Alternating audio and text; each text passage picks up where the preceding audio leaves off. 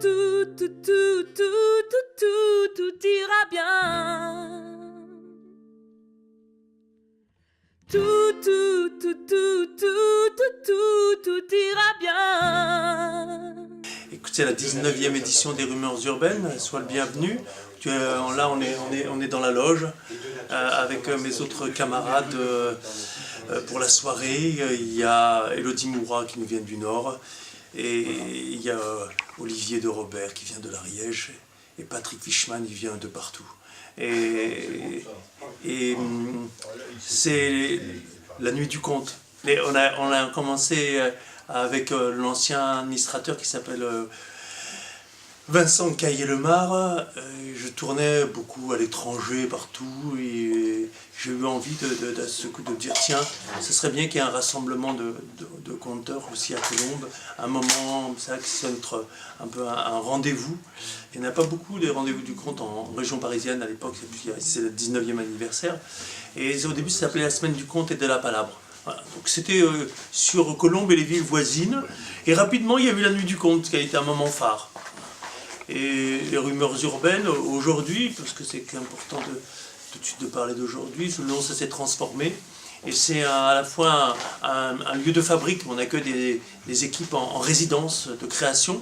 Il y a 5 équipes cette année, pas 6 exactement, et où il y a une plateforme dans un lieu, et là ils vont montrer des extraits, il y a une journée professionnelle, et puis il y a des sorties de chantier dans des lieux un peu alternatifs. Voilà. Et c'est aussi un lieu de formation. Patrick Fischmann, cette année, c'était lui qui officiait pour la formation, et Julie Boit, qui vient de Belgique, et c'était pour la petite enfance, ces deux moments-là. Donc c'est à la fois un lieu de diffusion, les conteurs y viennent, et un lieu de formation, un lieu de création, une usine, comme je dis, c'est une fabrique des arts de la parole. Et la diffusion, on est un lieu de l'émergence. Pour nous, c'est important de faire sortir les conteurs. Hein, et aussi bien qu'on les accompagne dans le projet de résidence. Donc on accompagne les jeunes conteurs, mais aussi on donne la parole aux anciens. Ça, c'est pour nous un axe, on a un lieu de mémoire aussi. C'est important que ceux qui racontent depuis longtemps, ils continuent et qu'ils fassent au niveau du répertoire, qu'on entende ces histoires qu'on trimballe depuis longtemps, qu'ils revisitent. Hein. Et on veille toujours à ce qu'il y ait cet équilibre entre des jeunes, des moins jeunes, des formes plurielles. Il y a aussi des choses qui se rapprochent du théâtre pendant Rumeurs Urbaines. On change de lieu cette année, c'est un moment un peu privilégié pour les Colombiens, ils aiment bien ce moment-là festif, et a pris plusieurs formes. Avant on était au théâtre de l'Avant-Scène, c'était un gros lieu, donc ça durait longtemps. C'est une nuit, on appelle toujours la nuit du conte parce que ça a commencé, effectivement avant on finissait à 4h du matin, 5h, donc, et là maintenant on va jusqu'à minuit, ce qui est déjà bien. C'est 3 moments, il y a un moment après la première partie, les gens... Il y a un espace on est à l'UC Théâtre de Colombes aujourd'hui. Donc il y a, le plateau du gymnase est très très grand, donc on le divise en deux. Il y a une partie restauration qui est déjà prête, et quand la première partie se termine, on emmène le public avec nous, on se restaure. Au bout d'une heure, on repart sur le plateau et les histoires, elles reprennent comme ça. Cette année, ça va être une formule un peu simple. Hein, on va être ensemble à parler à un moment donné avec le public un peu confiné, mais sinon ils vont se succéder les 3 camarades là présents avec Olivier de Robert, et c'est lui qui se fera la partie du milieu d'ailleurs, c'est un homme du milieu, du consensus et les Pyrénées, c'est entre deux frontières, un homme de frontière aussi. Et puis on va terminer avec Patrick Fischmann, et lui on sera sur le plateau, on invitera les gens à descendre dans quelque chose de plus intime.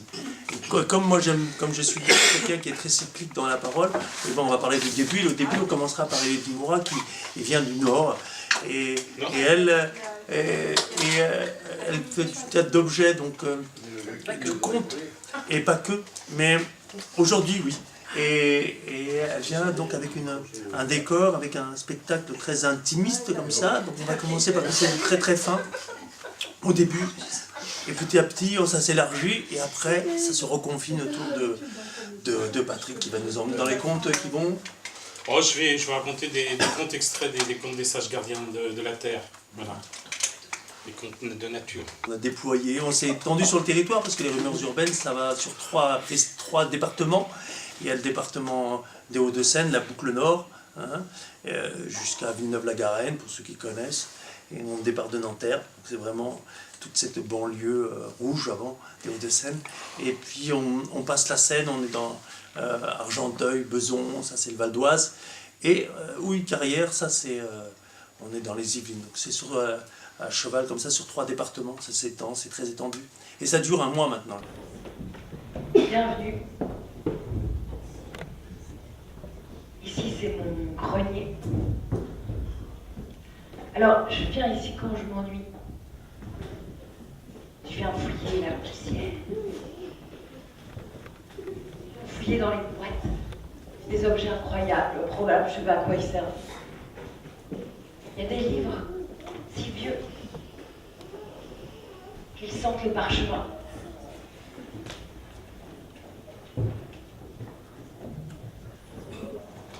La première fois que je l'ai vu, il avait sa tête dans un cadre en bois. Et il me regardait avec ses petits yeux noirs brillants et cette grosse mâchoire. Il disait quelque chose. La première fois, je suis sûre qu'il m'a fait un clin d'œil. La deuxième, je suis sûre qu'il m'a fait un sourire.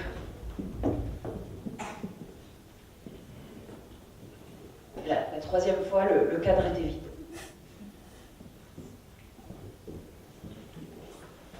Alors je l'ai cherché.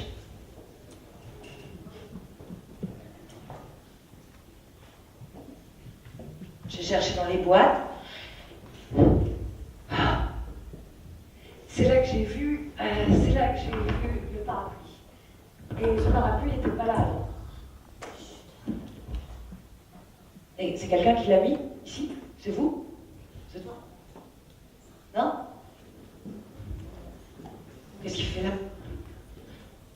Et c'est à ce moment-là qu'il est sorti et qu'il m'a dit c'est pas un parapluie, c'est un arbre. Je fais n'importe quoi. C'est un parapluie. Ça se voit, c'est pas un arbre. Je suis tout pourri. Il dit non, c'est un arbre. Il dit faut que tu imagines, faut que tu ouvres ta tête. J'ai fait oh, je veux pas ouvrir ma tête. Il est fou. Il dit ouvre ta tête et regarde autrement. Parce que cet arbre, c'est le plus beau des arbres. C'est un arbre qui porte des fruits comme des soleils. Un oranger. Oh, j'adore les oranges.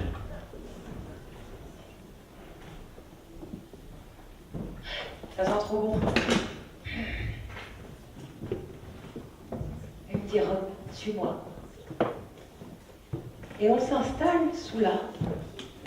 Et il me dit, regarde le monde tourner.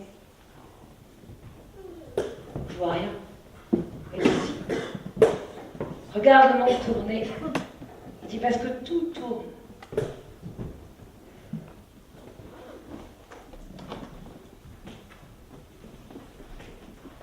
Il y a la Terre qui tourne autour du Soleil. La Lune qui tourne autour de la Terre.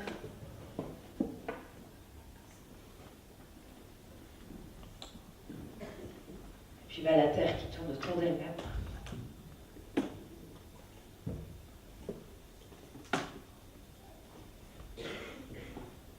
Elle me dit tout tourne, tout commence un jour, tout se termine et tout recommence. Et on s'installe là, et sans bouger, on voyage. On voyage dans l'univers, dans la galaxie. On se baigne dans la Voie lactée.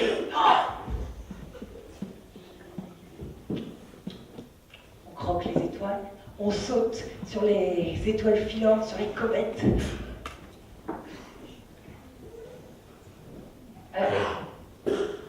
Et lui, tu sais qui c'est?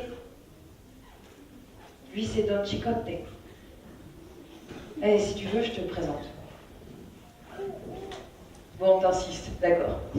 Il est juste là, il est en train de dormir entre deux vieux livres.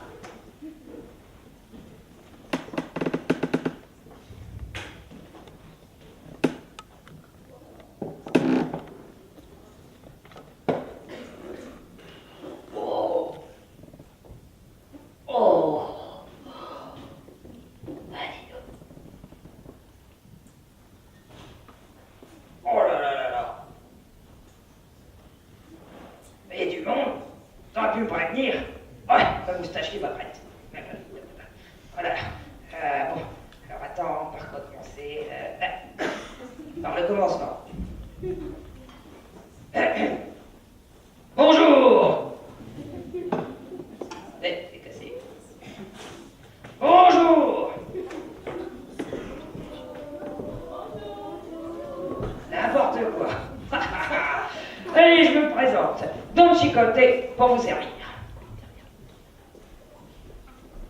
On dit que je suis fou, mais moi, je suivrai mon rêve jusqu'au bout. Parce que l'aventure est partout, et partout elle nous appelle. L'impossible est possible, pourvu qu'on y croit. Et moi j'y crois à mon étoile. Moi ce que j'aime c'est les histoires, ouais. Et l'aventure. Je vois des choses, je les imagine. Juste voir autrement. Ça va, t'es bien installé? Oui. Alors bouge pas, je vais te montrer un truc. Ma cachette secrète. Et 1, et 2, et 3. Ouh! Alors attends, oui, là j'ai le truc, un livre. Hop. Voilà, et hop, maintenant. Ah là je vais. Tu vas voir, je vais me déguiser. Alors, en boucher un coin. Attention. Alors. Flap, flap, flap, flap, flap. Bon, ok. Alors, je nage comme un poisson dans l'eau. Là, là, là, là, là, là, là. Je suis belle, terriblement belle, et amoureuse d'un prince. Pour lui, je perds la chose la plus précieuse, ma voix. Qui suis-je? Ouais, mais c'est ça. C'est la petite sirène. Et on va raconter. Oh non, s'il te plaît, t'as le chicote, pas encore. Oh non, j'en ai marre de la petite sirène. Je peux pas raconter autre chose. Oh. Ouais, une aventure. Débarrasse-moi, tout de suite. Le livre.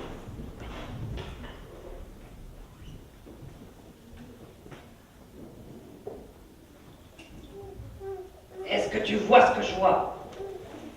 Non. Est-ce que tu entends ce que j'entends? Non. Une tempête arrive. Une tempête. Alors préparez-vous. Est-ce que vous êtes prêts? Ah bon? Nous allons affronter des monstres redoutables, des princesses impeccables, oui, et des princes présentables, oui. Alors, accrochez-vous, oui, larguez les amarres, hissez la grande voile et préparez-vous à la tempête des histoires. Laissez-vous porter.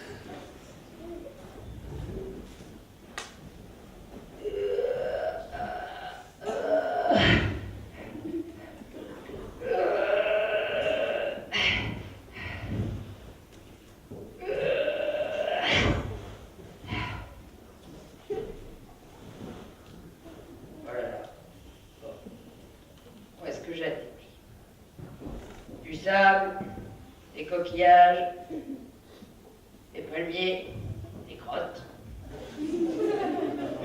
des crocodiles. Voilà, on est arrivé, on est sur une île déserte, la misère. Une île déserte, y a rien à faire, c'est horrible. Ben non, dans le chicoté, sur une île déserte, il y a des trésors pirates. Ouais, on va creuser. Et je m'appelle Élodie Moura, je viens du nord de la France, de Lille exactement. Et je suis venue aujourd'hui présenter un spectacle et participer à la Nuit du Conte. C'est un spectacle qui mélange marionnettes, manipulation d'objets et contes. C'est un spectacle que j'ai créé il y a quelques années. À la base, l'envie de ce spectacle, c'était de célébrer un souvenir d'enfance où j'étais à la table du petit déjeuner avec la boîte de sucre le bec verseur, et du coup pour moi c'était Dark Vador, et je voulais célébrer le goût du jeu, voilà, envie de jouer. Alors je fais pas de théâtre, j'ai commencé par la marionnette, du coup le spectacle est né aussi par cette marionnette, ce Don Quichotte que j'ai fabriqué, du coup en fait, dès que je l'ai pris dans les bras, il a voulu raconter son histoire, donc j'étais un peu obligée de lui faire un spectacle sur mesure, et du coup on se balade dans des histoires, des contes traditionnels avec ce personnage. Donc j'ai commencé par la marionnette, et ensuite j'ai fait du clown aussi, et je suis tombée un peu par accident dans le conte. Je lisais beaucoup d'histoires, sans me dire qu'un jour je pourrais raconter des histoires. J'ai découvert le conte avec Rachid Bouali, et je me suis rendu compte que voilà, raconter des histoires c'est comme faire du cinéma, ça te passe au travers, on est projecteur, et je trouvais que c'était fantastique. Et voilà, c'est comme ça que je me suis dit que j'allais me mettre à raconter des histoires. Les prochaines dates dans Rumeurs Urbaines, c'est mercredi, je crois. Ouais, mercredi, voilà. Et après Rumeurs Urbaines, j'ai pas mon catalogue. Il y a un festival à Saint-Sauveur à Lille. Je participe. Je suis au Théâtre du Chevalet à Noyon pour une résidence où je montre une restitution de Barbe Blues, le prochain spectacle, qui jouera au Théâtre de l'Oiseau-Mouche à Roubaix en décembre. Et sinon, entre deux, il y a Moby Dick qui sort. Donc Moby Dick, c'est un théâtre d'objets aussi, théâtre-récit avec de l'objet. C'est boîte de thon et de sardines pour raconter Moby Dick. Mais j'ai pas toutes les dates en tête. J'ai un site qui s'appelle Elodie-Mora, je crois, monsite.com, un truc comme ça.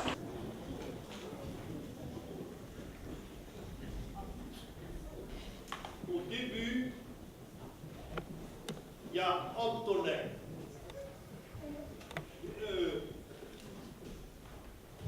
Vous avez entendu comment je le dis? Antonin. Donc, que ce soit clair, je ne suis pas d'ici. Bon, il vous l'a dit, Rachid. Je ne suis pas d'ici. Il a même précisé dans sa science exacte que j'étais de l'arrière. Et j'ai senti un rien d'hésitation, un quelque chose que peut-être je ne sais pas, va savoir. Alors, rappel géographie. D'accord? La France, mesdames, messieurs, la France. Vous voyez, c'est clair. S'il y en a qui ont encore des doutes, là, qui bouge, c'est la Bretagne, d'accord? Le Cotentin. Maintenant, la Bretagne, vous savez à quoi ça sert. Voilà. C'est pas nouveau. À votre droite, là-bas, vous avez l'Alsace. Et cherchez pas, c'est toujours à droite, l'Alsace. Un truc que j'ai jamais expliqué, c'est que le cerveau est là. Là. On va comprendre. Et là, tu vois, là. Au niveau de Colombe, Rachid, et puis on a après les côtes du Rhône, d'accord? Les côtes de Bourg, et là, ne cherchez pas, là. Et le sud-ouest, vous voyez? Le Poiras, le Canada, le Maghré, là. D'accord? Vous l'avez? Donc, pour que vous ne soyez pas perdus, l'arrière, c'est juste en dessous du sud-ouest.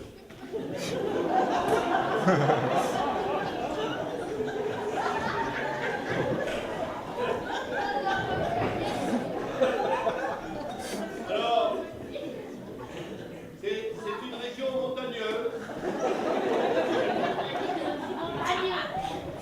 qui marque énormément mes histoires. Et Antonin, il habite au bout du village, dans les pentes les plus raides ou les pentes noires de la montagne. Antonin. Et Antonin, il est vieux, vous voyez, il est vieux. Il a 40 ans. Je vous laisse un moment pour calculer votre sursis. Et je veux te dire, quand je te dis qu'il est vieux, c'est qu'il est, comment? Il est vieux de naissance, Antonin. Oui. C'est-à-dire, tous les jours, il répète la même chose. Et regarde-moi, pas de femme, pas d'enfant, une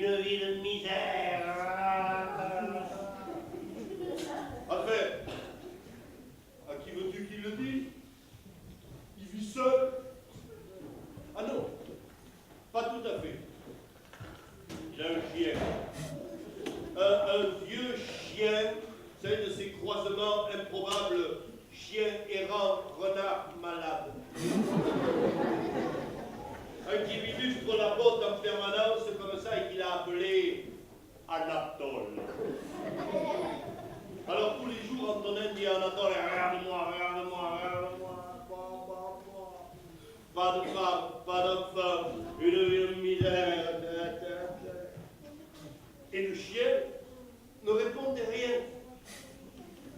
Bon, c'est vrai. Les chiens parlent peu. Mais en plus, Anatole était un chien taciturne. Jamais une réponse. Alors du coup, un jour, Antonin, il est allé trop loin. Vous savez, peut-être vous ne savez pas. C'est un problème chez les gens qui parlent beaucoup, ça. On connaît ça chez les conteurs. Et parfois, le verbe, il va trop loin. C'est le moment où il faudrait l'attraper, qu'il le ramène. Là, non, trop tard. Parce qu'il a dit à Anatole, tais!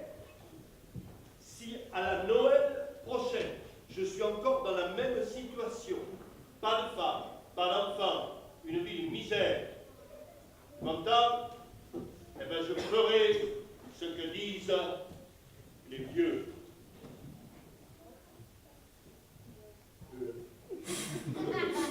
Je dis parce que à votre réaction, vous ne savez pas ce que disent les vieux. Mais moi, je sais. C'est pour ça que je me marre. Non, parce que par chez moi, dans la montagne, les vieux disent que si la nuit de Noël, au 12e coup de minuit, là, tu te jettes dans le vide du haut de la montagne, tu vois Dieu. Ouais, les vieux de chez moi disent ça. Alors comment vous dire, je conteste pas la possibilité technique de le faire. Je veux dire, il y a 600 mètres d'applique et des rochers dessous. Donc, au moins à l'atterrissage, tu as des chances de voir Dieu. Mais est-ce bien nécessaire? Mais oui, pensez à toi-même, parce que si je vois Dieu, je pourrais lui demander pourquoi. Pourquoi je suis seul, pas de femme, pas d'enfant, une vie de misère. Mais tu vois ça, il ne faut pas le dire. Parce que quand tu fixes une date, c'est sûr. Le temps ne passe comme du sable entre les doigts. On est arrivé à la Noël. Évidemment, toujours seul, pas de femme, pas d'enfant, vie de misère. Parole donnée. Il a pris le manteau, il est parti. Il neige, il faisait froid, c'était Noël. Et là, il s'est engagé, l'Antonin, dans la forêt. Tu vois, une forêt sombre. Mais vas-y, fais-moi une forêt sombre. Tu vois, sombre. Ça vous fait peur? C'est un peu décevant. C'est pas grave, même sans peur, suivez-moi dans la forêt.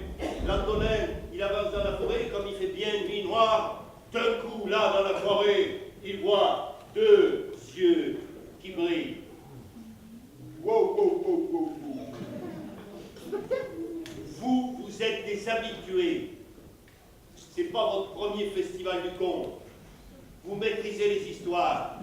Vous savez qu'on est de nuit, dans une forêt. Il y a deux yeux qui brillent, c'est un loup. Waouh! Vous voyez, c'est à ça qu'on voit un vrai public de con. Il voit arriver le loup, là, tac, deux yeux, c'est le loup. Non, parce qu'il y en a, c'est un chat. On va avec vous, c'est où on va, c'est bien, ça. Un loup, ouais, un loup. Mais attention, pour le coup, un vieux loup, vous voyez? Pelé, gâteux, tu sais, avec pas trop de griffes, pas trop de dents, mais un loup quand même. Et le loup, il s'en vient, il tourne autour d'Antonin et il lui dit à voix humaine, Antonin, qu'est-ce que tu fais dehors par une nuit aussi noire regardez l'autre tremblant, c'est un loup quand même. Vieux loup, tu me connais, tu le sais, j'ai 40 ans, pas de femme, pas d'enfant, une misère. Alors je fais comme disent les vieux, je monte en haut de la montagne, et au 12e coup de minuit, je me jetterai dans le vide pour voir Dieu. Ah ouais? Ah ouais, dit le loup. Eh ben va. Et si jamais tu vois Dieu, oh écoute, si jamais tu vois Dieu, j'ai une commission pour lui. Tu veux bien? Il faudrait que tu lui demandes comment je pourrais faire pour manger un dernier bon repas. Alors moi autrefois, je bouffais de la perdrix, du chevreuil. Maintenant, avec l'âge, je bouffe un peu que des campagnols boiteuses. Tu sais, le brocoli pour un loup, c'est du. Ah oui, alors c'est... On a fait un truc... C'est-à-dire, moi je suis au milieu des deux autres, alors il faut que... Si j'ai bien compris, il faut que je raconte quelque chose de très différent des deux autres. Et alors, moi j'arrive avec mes histoires traditionnelles, mais très revisitées. Tu vois, des contes très, très connus, très traditionnels, mais très joyeusement revisitées. Ben, par exemple, quand je raconte l'histoire du petit chaperon rouge, c'est la version Le discours commence à 19h. et c'est le point de vue du loup. Et encore, c'est le point de vue du loup dont on découvre que c'est un loup psychopathe. Donc voilà, et alors tu vois, et ce genre de choses, tu vois. J'ai une chèvre de Monsieur Seguin qui se barre à la montagne mais en scooter. Ce genre de choses. J'aime bien. Oui, j'aime bien. Il y a une part d'autodérision dans ce que je fais. Parce que j'ai une grande vénération pour les contes. J'aime ça. J'aime profondément les vieilles histoires, les vieux contes, etc. Mais j'ai besoin de me faire plaisir. J'ai besoin de m'amuser. En fait. J'aime m'amuser. J'aime faire le con. J'aime être à quatre pattes dans les loges pendant que le camarade Rasti essaye de répondre aux questions d'intervieweurs. J'aime tout ça. Et donc sur scène c'est pareil. J'ai besoin de m'amuser. Donc je ne sais pas rester sérieux. Alors moi je suis venu au conte d'abord parce que j'ai toujours été entouré par des gens qui racontaient des histoires dans la famille, par des poètes, par des orateurs, par des conteurs aussi. Et puis j'ai fait 15 ans comme accompagnateur en montagne, t'amènes les gens en montagne. Et c'est vraiment un métier où on raconte des histoires. On marche beaucoup moins qu'on ne parle. Et j'ai raconté des contes, au refuge, sur les chemins. Ça m'a. Oui, puis même, d'une manière générale, tu racontes la montagne, quoi, quand tu es là. Parce qu'il faut que les gens reprennent leur souffle. Et alors, du coup, je suis rentré pas à pas comme ça dans les histoires. Et j'ai fait du conte pendant peut-être 15 ans, sans savoir que je faisais du conte. Et un jour, au bout de ces 15 ans, j'ai découvert que des conteurs existaient. J'ai mis vachement de temps à découvrir ça. J'étais dans mon coin, voilà. Et alors je me suis dit, tiens, quelle drôle d'idée, c'est pas un métier sérieux. Et à partir de ce moment-là, j'ai essayé d'échapper au conte, de faire un métier sérieux. J'ai dirigé une boîte, un bureau d'études, tu vois, des choses comme ça, pour échapper à ces choses-là, faire un vrai métier, quoi. Et le conte m'a toujours rattrapé, j'ai jamais réussi à y échapper vraiment. Alors du coup, j'ai lâché prise, là, il y a une dizaine d'années, j'ai lâché prise. Maintenant, je fais que ça, et mon Dieu que j'ai eu raison, parce que, voilà, parce que je m'amuse. On retrouve toujours ça.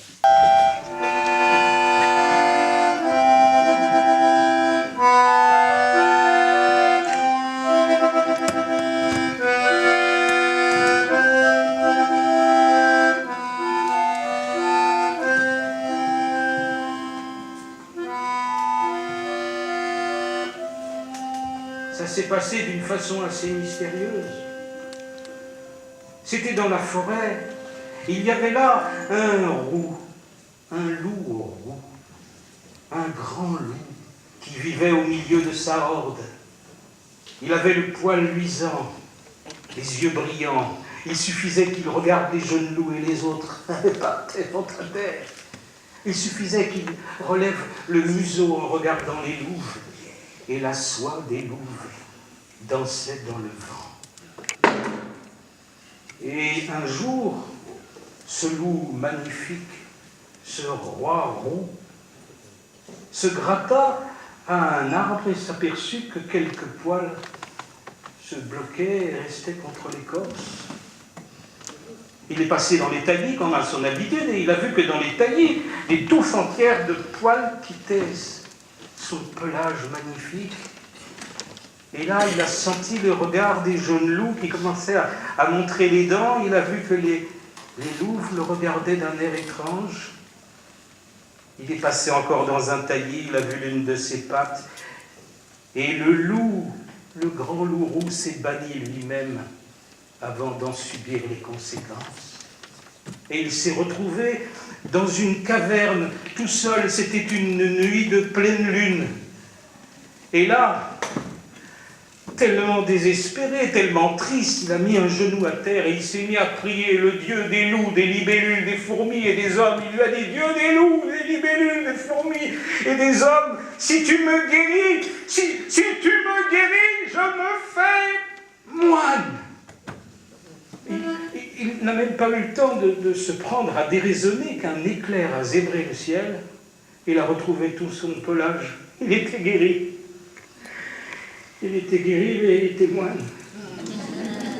Fini les lapins bien gras. Fini la soie des louves. Enfin, il est monté sur un tertre. Et malgré tout, il a lancé un long merci vers les étoiles. Et puis il a commencé à prendre le chemin dans la forêt. Et là, il a aperçu à l'orée un arbre et sur une branche, il y avait une bure, un habit de moine qui était plié. Il y avait un vieux moine qui était venu mourir dans le cœur de l'arbre, comme si c'était une mère, et il avait laissé sa bure. Alors le loup a enfilé la bure, il avait fière allure, un peu ses oreilles qui sortaient quand même du capuchon, les dents un peu quand même, et puis il a essayé de se tenir debout, c'était pas facile, il n'était pas habitué. On n'a jamais vu des moines à chaque patte, enfin, en tout cas pas en début de soirée. Donc le loup a essayé de se tenir comme ça sur ses pattes, et puis au bout de 1000 pas, il marchait. Il est arrivé dans les faubourgs de la ville, ses griffes éteintées, les pavés, les femmes, les paysannes l'ont aperçu, elles ont pris leurs enfants, elles sont rentrées, elles ont fermé leurs volets, les poules sont parties en cacardant, et lui il est monté le raidillon jusqu'à l'abbaye. Et il a frappé au portillon de l'abbaye. Et là, le frère abbé, le frère portier, a ouvert la petite grille, et quand il a vu, il a dit frère loup. Lui sont revenues les phrases de bienvenue de son ordre. Et puis il a dit, qu'est-ce que vous venez faire ici? Et le loup a dit, je viens faire l'abbé. Ah, je vais prévenir le père abbé. Alors le frère portier est allé prévenir le frère abbé. Les moines couraient dans tous les sens, dans les coursives, ils se cachaient, ils étaient tous en méditation. Et le père abbé est arrivé, c'était le seul qui était jovial. Enfin, quelqu'un a évangélisé. Un loup, il a dit, frère loup, rentre, tu dois être affamé. Il était affamé, le loup. Il l'a emmené au réfectoire, il lui a donné des carottes. L'autre rêvait plutôt de marcassin. Et puis il lui a dit, je vais te faire visiter. Il l'a emmené au scriptorium, là, où on fait les livres. Et puis il l'a emmené à la chapelle. Il lui a montré les coursives, son dortoir. Les moines, déjà, avaient mis toutes leurs paillasses d'un côté, des crucifix et de l'ail au milieu, ils avaient laissé la place au l'autre côté. Et cette nuit-là, le loup a dormi avec les moines dans son coin, sur sa paillasse, et les moines avaient peur, on entendait les dents claquer, et le loup s'était endormi tout de suite. Non seulement il ronflait, mais ses pattes arrière bougeaient comme s'il était en train de courir. Et finalement, à 4h du matin, les moines se sont endormis. Vous avez remarqué, on s'habitue à tout. Et puis voilà, la vie a repris dans le monastère, et le loup passait de longues heures à étudier les prières, les psaumes. Et puis un jour, le père abbé lui a dit, je vais t'apprendre, mon fils, le chant grégorien. Je fais bien le père Abbé aussi. Et alors, le loup, on a entendu sa belle voix dans la chapelle. Alléluia, Alléluia, Alléluia, Alléluia. Et là, quand il est sorti, ce chant l'avait mis en joie, il a été à la bibliothèque pour chercher des poésies, des motets, parce qu'il se disait quand même qu'il devrait bien trouver dans les livres quelque chose qui rappelle un peu la mousse, l'humus, la nature. Il a ouvert beaucoup de livres, mais la plupart étaient remplis de peur, sauf il en a trouvé un ou deux qui parlaient de frère soleil, de sœur lune, de mère eau. Ça l'avait mis en joie, il est sorti, puis quand il est sorti, là, il a senti une belle odeur de serpolet. Et là, au milieu de cette odeur de serpolet, il a su que le dieu des loups, des libellules et des abeilles venait de supprimer la sentence. Il pouvait retourner en forêt. Il a enlevé sa bure, il l'a pliée sur le petit muret. Il s'est mis à quatre pattes, il a sauté le mur d'enceinte. Il a couru ventre à terre au milieu du muguet. Le grand loup, le loup abbé, dans sa course, connut enfin l'extase. Le vieux loup a couru à travers champs, une libellule allait devant. Le loup a bondi dans la forêt, là où la sauvagerie rejoint la paix.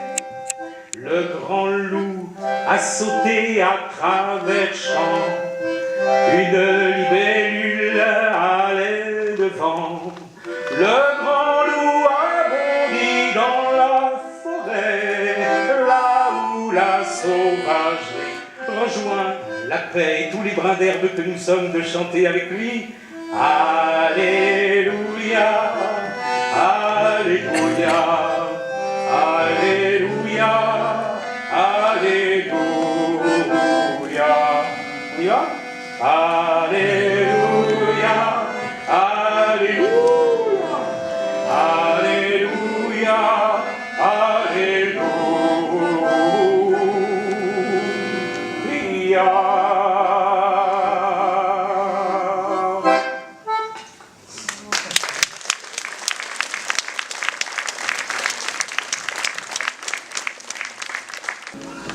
Donc c'est mon ma quatrième venue à Rumeurs Urbaines. Enfin, je suis venu 3 fois à Rumeurs Urbaines et une autre fois je suis venu hors festival. Voilà, donc chaque fois c'est un grand plaisir d'aller dans les quartiers, chez les Chibani, pour les femmes turques, pour des groupes dans la cité, pour des spectacles du centre culturel. Voilà, c'est chaque fois un grand plaisir de diversité, de rencontrer les gens. Cette semaine, il y a eu des petits déjeuners avec le public où j'ai pu expliquer que j'ai beaucoup voyagé et que j'ai été chercher des contes dans pas mal de pays. Donc, on a parlé du nomadisme et il y avait des gens dont c'était l'origine et c'était vraiment chouette. Moi, je suis venu au conte, je suis venu d'abord par la chanson et puis par la musique. Et j'ai dû enseigner la musique, j'étais très jeune dans les écoles et je me suis mis à raconter en même temps. Et ça m'a fait du bien, ça faisait du bien aux enfants. Et puis je me suis rendu compte progressivement que c'était une tradition. Moi je joue de la musique, je chante, et bien je racontais la tradition des bardes, des griots, des aèdes. On faisait les trois en même temps, c'était pas simplement avoir 3 cordes à mon arc. C'était vraiment redécouvrir toute une tradition dans laquelle je suis vraiment amusé. Ce soir je vais raconter une partie d'un spectacle tiré d'un livre qui s'appelle Les Contes des sages gardiens de la terre.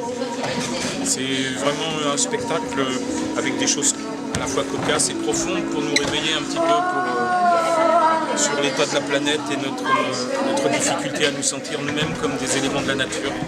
Voilà, c'est vraiment là-dessus que je vais raconter ce soir. J'ai un site, patrickfishman.com, et puis puis pas mal d'activités voilà, qu'on peut découvrir sur ce site. Alors moi j'aime bien être au bar. C'est une position stratégique. Je m'appelle Dounia. Voilà.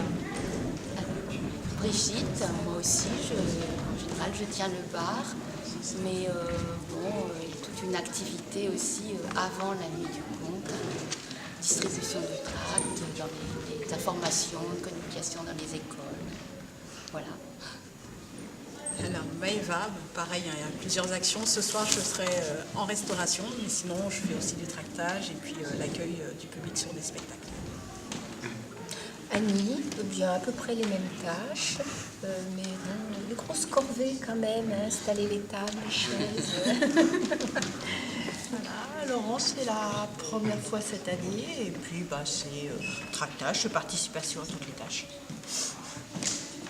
Alors moi c'est Nolwenn, l'année dernière j'étais en service civique pour la compagnie et du coup cette année je suis revenue pour la nuit du conte pour aider sur le repas surtout. Voilà, Jean-Louis, moi je donne un coup de main donc, à l'organisation depuis plusieurs années.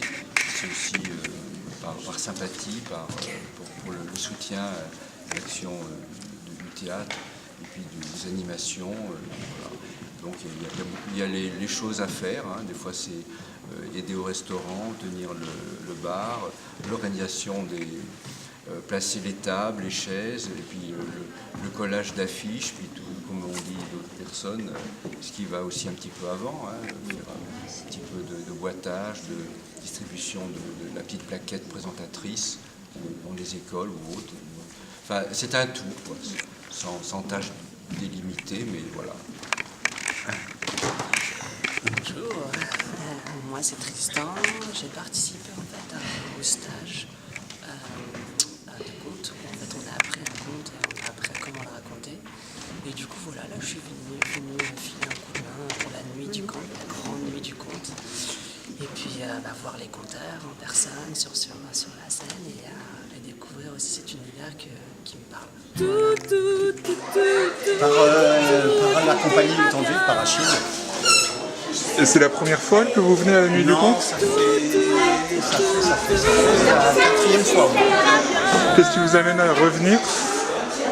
Parce que j'aime bien, parce que je trouve ça très convivial, très bien, qu'on y entend des belles histoires, on y croise des belles personnes, et qu'on y voit des beaux sourires, et des gens d'ici. Voilà. Les rumeurs urbaines nous sautent dessus, nous embrassent et nous parlent. Comme un vieil ami de 15 ans qu'on ne voit qu'une fois l'an. Elles savent trouver les mots, elles savent les formules. Elles nous laissent toujours un goût de revenez-y. Un petit air dans la tête qui dit tout ira bien.